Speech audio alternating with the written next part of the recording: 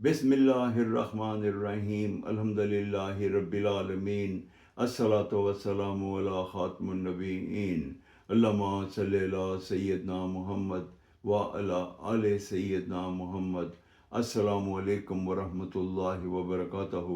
میری آج کی حدیث جامع ترمذی 2004۔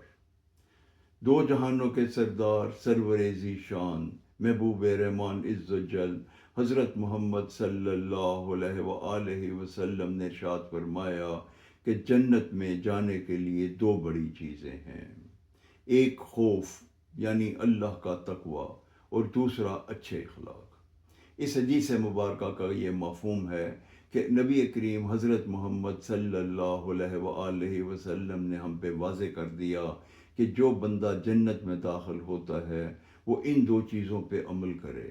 ایک تو اللہ کا خوف ہے، جس میں اللہ کا خوف ہوگا وہ آتی اللہ آتی رسول کے اصولوں پہ کام کرے گا، اس پہ عمل کرے گا، اور اس کے علاوہ وہ ادھر ادھر بھٹکنے کی بالکل اس کو کوشش ہی نہیں کرے گا۔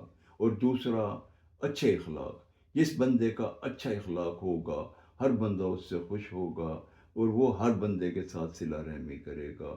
یہ دو چیزیں ایسی ہیں جو جنت میں جانے کا راستہ ہے۔ اللہ تعالی ہمیں توفیق عطا فرمائے کہ ہم ان دونوں چیزوں پہ عمل کریں۔ آمین یا رب العالمین۔ السلام علیکم ورحمۃ اللہ وبرکاتہ۔